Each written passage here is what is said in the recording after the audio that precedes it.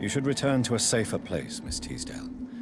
What's more, I'm not sure you should see your father in his condition. He was savagely disfigured. Thank you for your sympathy, Doctor.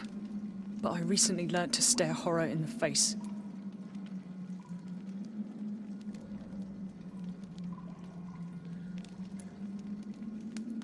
Goodbye, Miss Teasdale. And be careful. Until we meet again.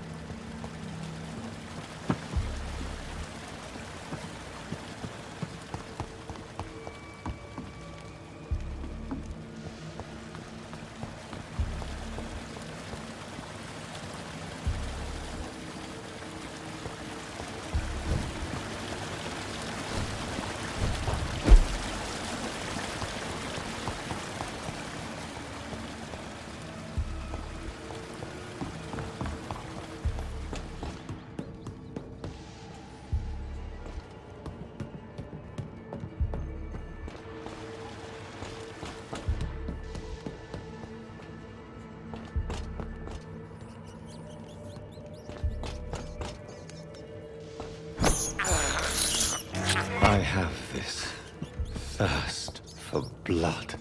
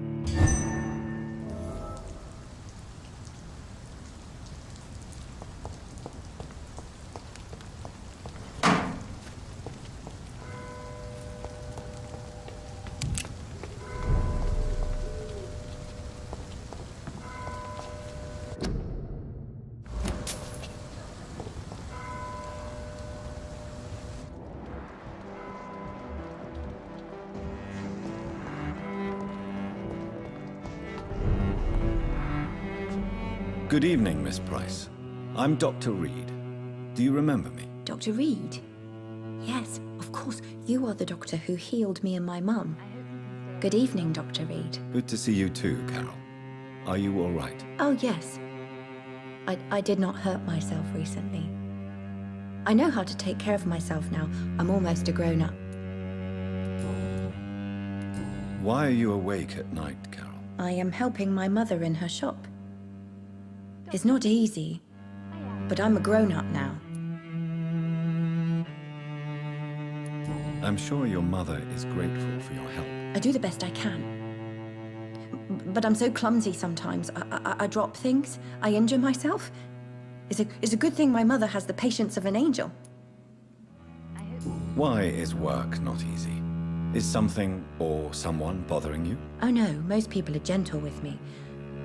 But I'm so nervous sometimes. I pay no attention and hurt myself. Good thing my mum learned first aid. What can you tell me of the people living nearby? I don't speak to many people, except our customers. It's not easy to make friends. And with the epidemic, it's even more difficult.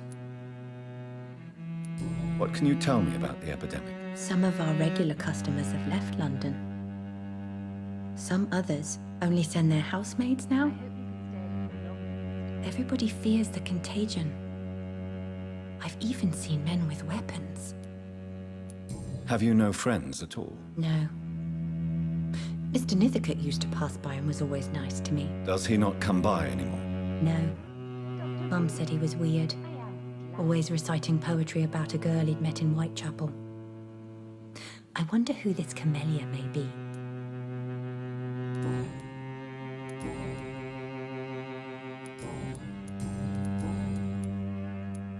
Do you enjoy working with your mother? Oh yes, Doctor. My mother raised me alone after my father died. We've always lived together, and she has always watched over me. Do you remember your father? No, I was just a baby then. My mother always told me how strong and good he was. Do you ever think about getting married, now you're a woman? Oh no, Dr. Reed. Mum always says I'm still a child who has no idea how tough life can be. No husband would like a clumsy girl like me.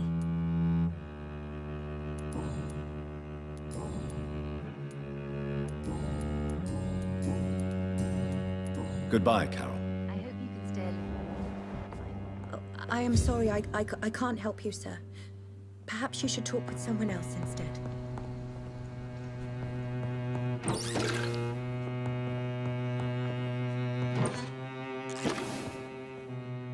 Good evening, Miss Price.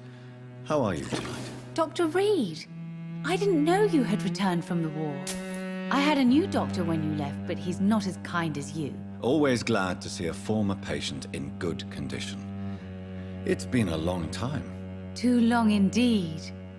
And as a token of my appreciation, I'll grant you the best price if you fancy buying anything from my humble shop. What can you tell me about yourself, Miss Price? I'm still managing my shop. The only difference is, since the quarantine, we're open at night. You, on the contrary, seem to have changed a lot.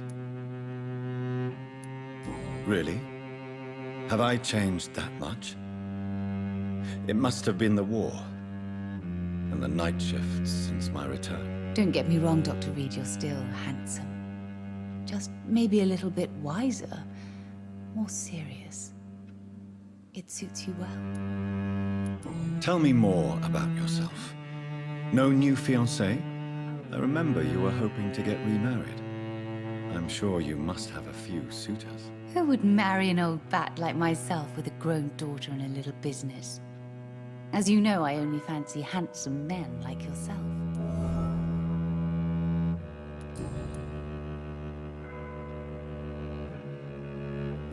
Have you noticed anything in particular in this part of town recently? Other than you coming back to cheer me up?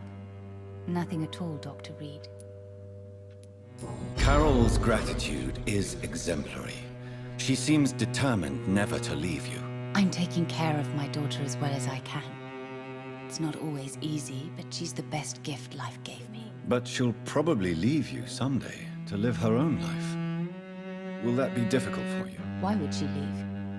Children sometimes stay with their parents until the end, for they know no one else will love them as much.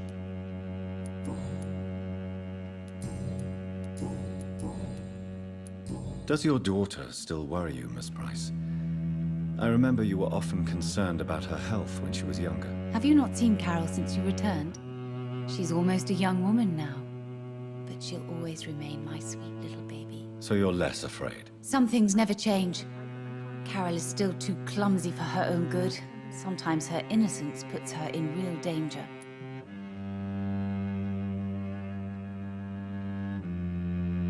Why would her innocence put her in danger? She does not realize how cruel life can be.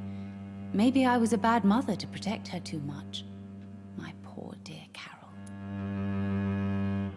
You have every reason to be cautious, Miss Price, especially in these difficult times. Maybe you could talk with her, Dr. Reed. It would be nice to have a man here more often. We would both feel safer.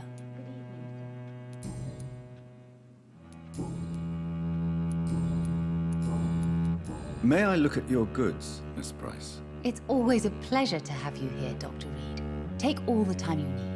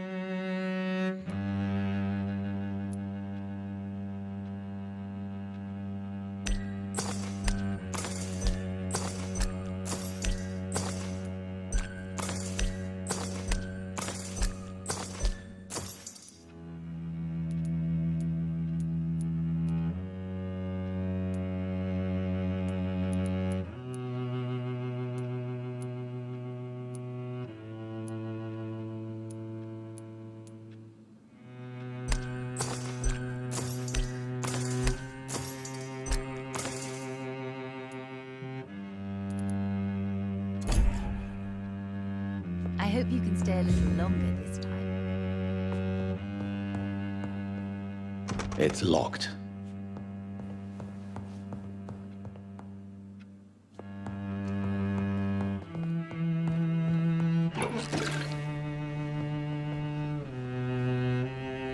I'm sorry, I can't Dr. help you, Reed, sir. Perhaps you should talk with someone else instead.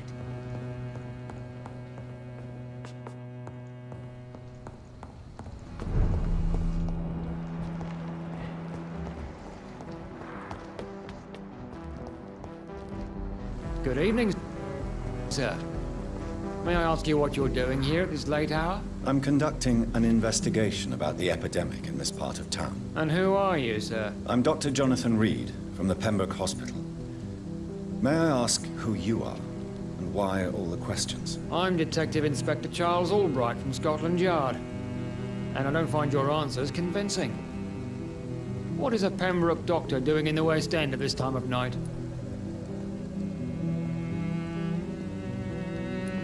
I'm here on my own, sir.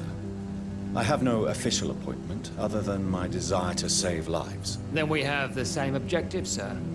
The difference is, to catch my suspects, I use a magnifying glass and handcuffs instead of a microscope.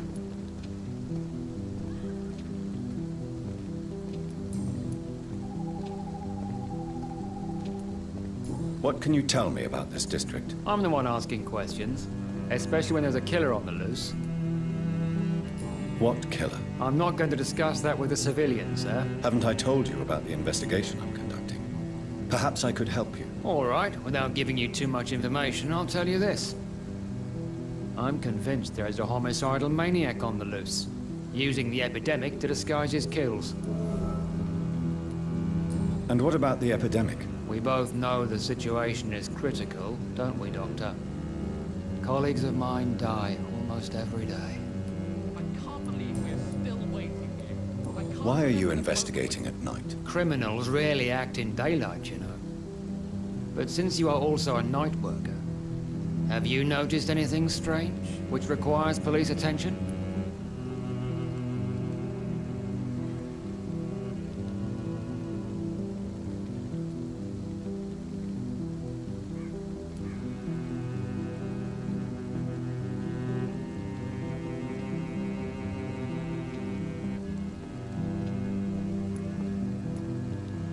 I'd like to report a name, Inspector. Jeffrey McCullum. I'm afraid he's some sort of vigilante, trying to recruit an army of angry citizens. Then I'll write the name down and transmit this intelligence to the appropriate office. Thank you, sir. What are you really doing here? I told you. I'm a detective inspector from Scotland Yard, investigating suspicious cases in the area. Do you work alone? Yes, the situation is difficult for the police. Many of us are sick, and since the summer strike, most men apply a work to rule on their patrols.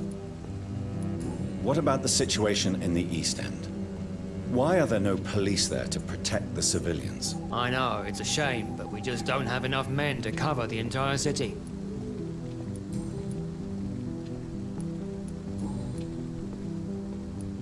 What are you investigating, exactly? I have a missing woman, possibly abducted a few nights ago. Louise Teasdale.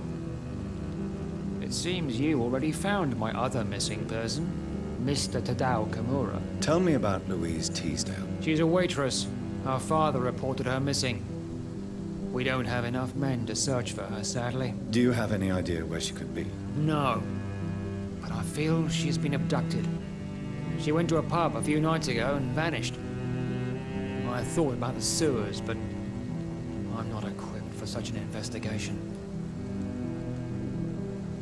I can't believe we're still waiting here. I can't remember the... Tell me all you know about that homicidal maniac you're looking for. I'm not even sure there is only one. The wounds are always the same, but the modus operandi varies.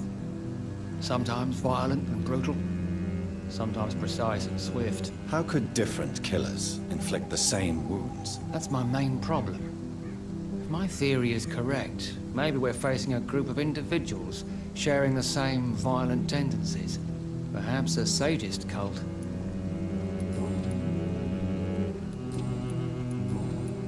Goodbye, Detective Inspector Albright. Goodbye, Dr. Jonathan Reed. I'm sure we'll talk again soon.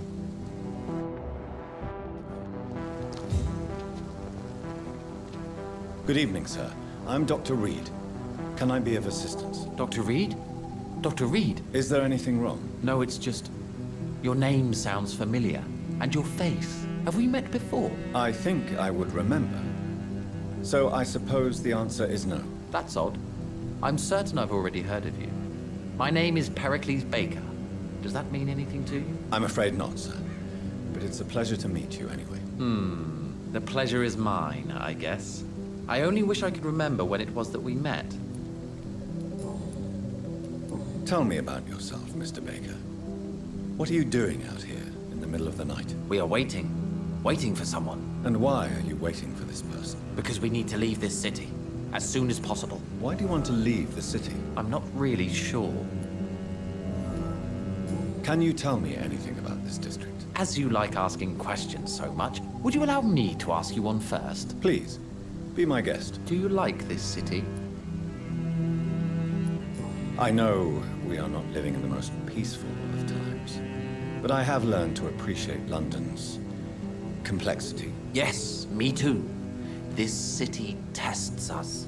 It invites us to find ourselves, to discover our true nature scattered throughout its dark streets. But what if we don't like what we find? Do we ever know who we are?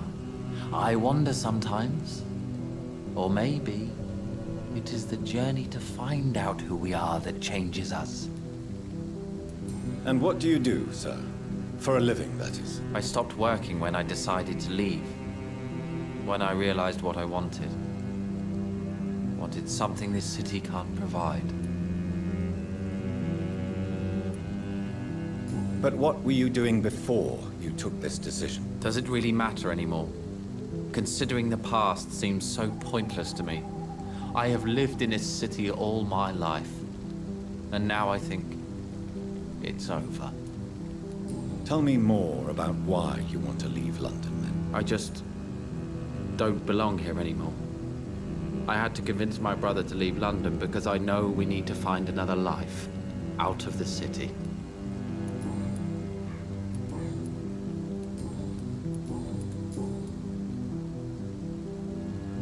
Who are you waiting for? I'm sure he has a name. I really can't answer that question, since I don't know that person. And why is that? This person is mostly my brother's acquaintance. I don't even know his real name. Only that this man could help us leave this city once and for all. But why would you need this person's help to leave London anyway? Well, I thought we should have left this cursed place already, but my brother convinced me to stay a while longer, and here we are.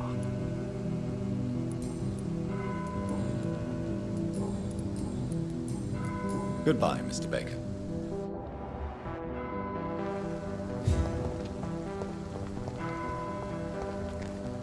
Good evening, sir. I am Dr. Jonathan Reed. Do you need my help? Yes, please. Would you be kind enough to tell me what the time is? That's all you need to know. Well, is it not important to know? As important as where you are? Or who you are? I suppose you're right. And who are you then, sir? I am Agamemnon Baker. Like my brother, I think we need to leave this city immediately. And my brother and I rarely agree on anything. May I ask what you're doing outside at this hour of night? I don't know. You should ask my brother instead. It was his idea in the first place. You must have your own ideas. From what I have managed to understand, I guess we're supposed to wait here. Waiting for someone to come. What can you tell me about this part of town? It's the only place I've considered myself happy. Or at least that's what I believe. Unfortunately, it's time to leave. Why is that? Because I'm not feeling happy here anymore. Are you?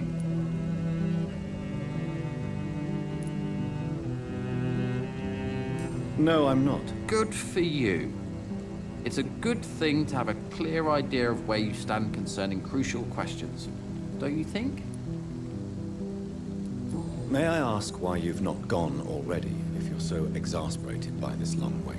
I believe fear is holding us back. My brother would have said it's laziness, but it's just because he's prouder than I am. What can you tell me about your brother? He's older than me, I think.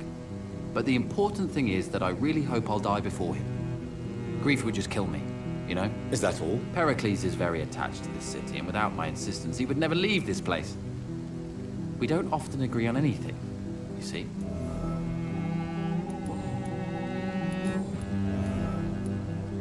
Who are you waiting for, exactly? The more I think about it, the more I believe it's not exactly a person we are waiting for. But what else could it be, then? I don't know. A feeling?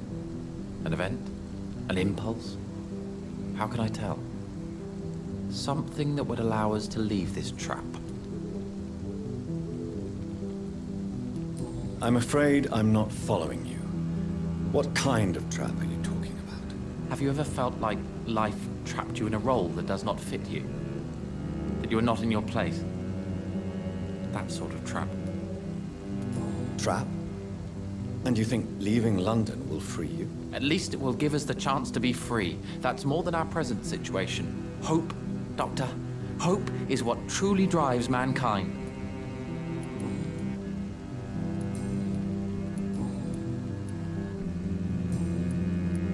Goodbye for now, Mr. Baker.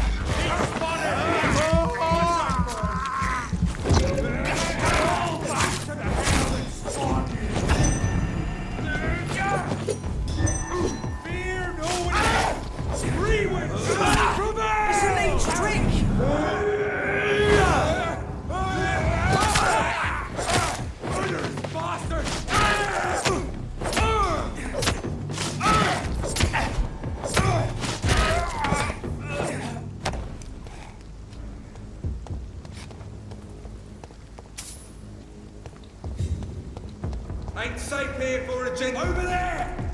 There's one of them.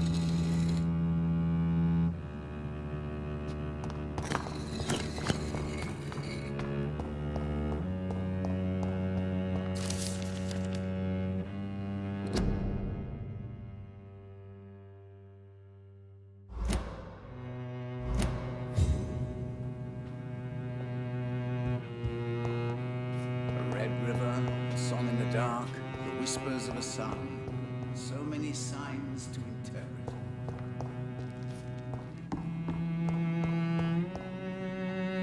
Jonathan Reed, at last we meet.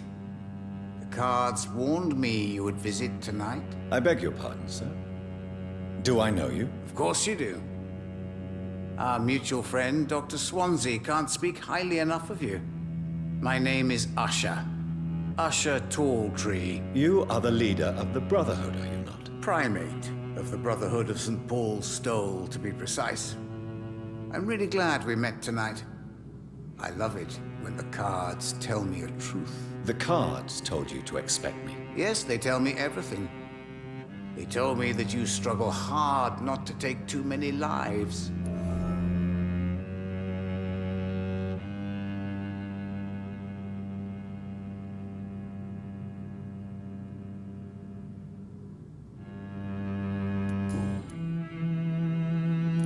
What can you tell me about the neighborhood? I really don't know.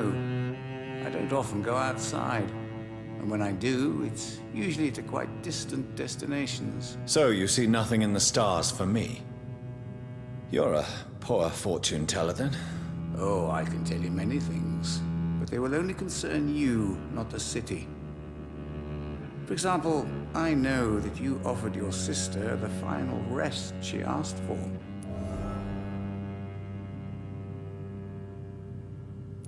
Do the cards speak of my Mary? No.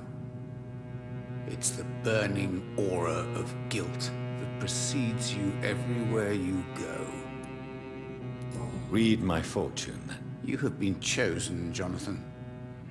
I see on you the mark of a strong being, so powerful it needn't even reveal its strength.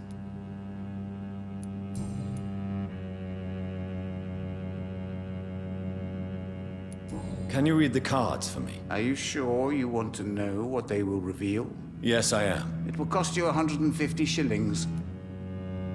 Here is the money. The hunter. A good heart in disguise. A liar willing to help for real. An armed man unable to strike.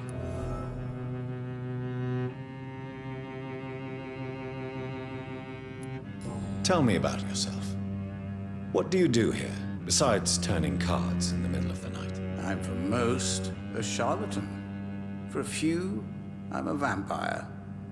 And for you, I'm the primate of St. Paul's Stole. Some believe you to be a vampire. Who? The Guard of Priwen, who else? For a time, they sent spies to observe my activities, and they even broke into my home to gather proof. Did they steal anything from you? A personal notebook they quickly took to their headquarters. All they had to do is to look at me. I'm aging. What better and definite proof that I'm not an immortal? Do you want your notebook back? If you ever find it, I'd be glad to have it back, of course. I do ask one thing, though. Do not read it, Jonathan.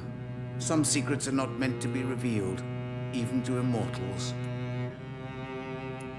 For how long have you been a primate? It was 15 years last year. What do you make of Dr. Swansea? Edgar is a brilliant and dedicated man. A man of his time, sometimes a little muddled, but always looking for new paths and new concepts. Can you read the cards for me? Put the money on the table then, Jonathan, and open your mind. Perhaps later. Goodbye, sir. Until we meet again. I rarely wander, yet it amuses me to converse with your kind. Again, what are the cards trying to tell us? Good evening, Jonathan Reed. Can I help you in any way?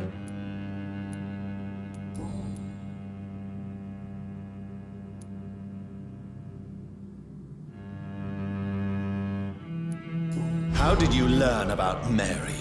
And spare me the hocus-pocus parlor tricks. The truth, now! Swansea told me. Don't look at me like that. His task is to observe and gather information about vampires. He had to tell me about Mary.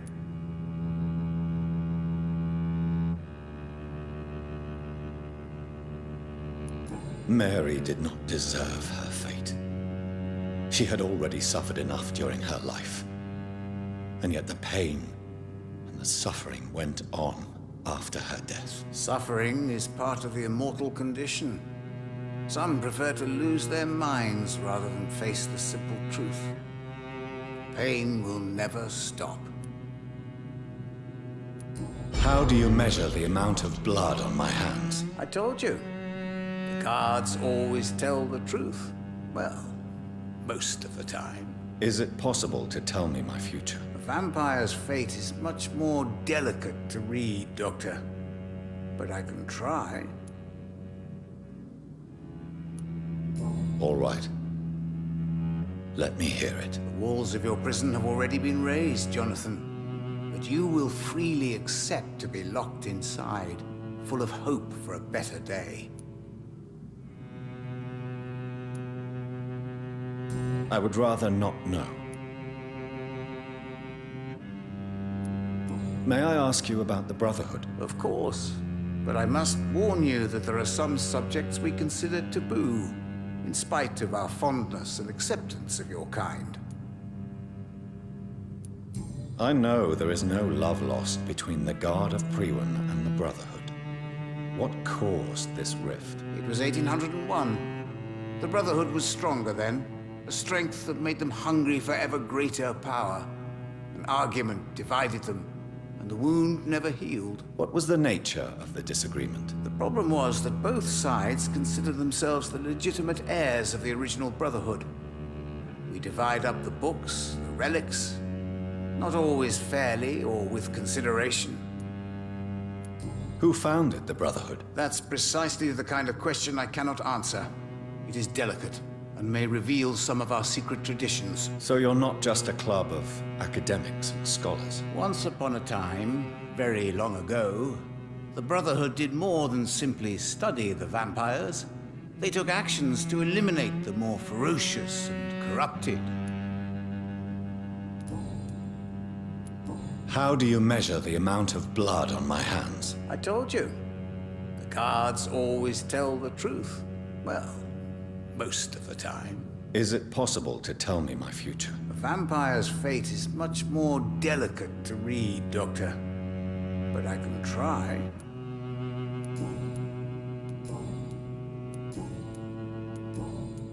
Goodbye, sir.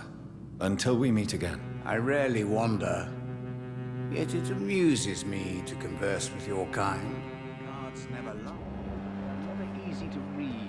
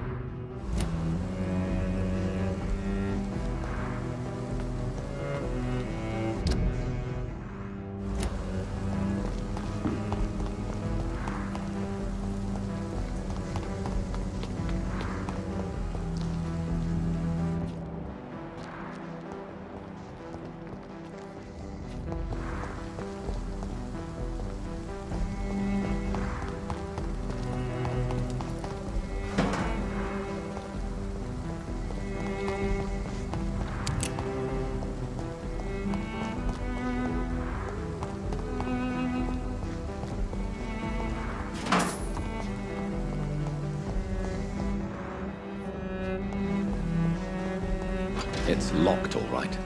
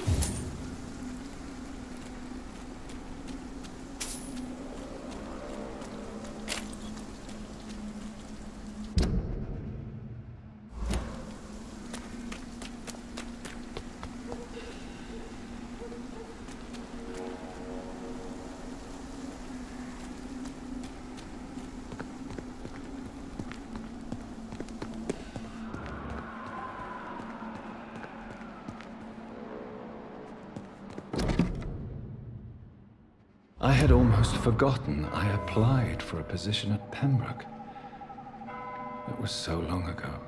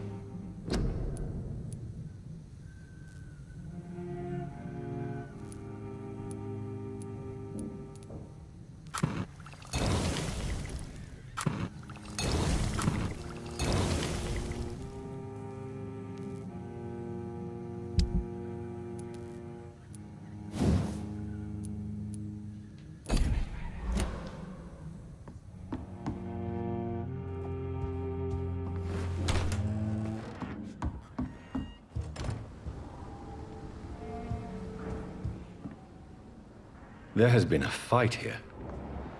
I can see a blood trail. Left by one of the antagonists, perhaps?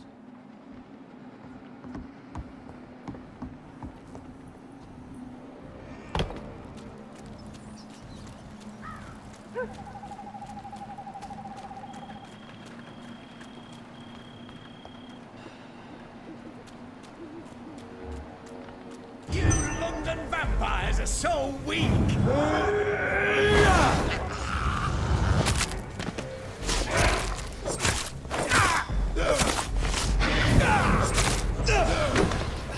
Your prey is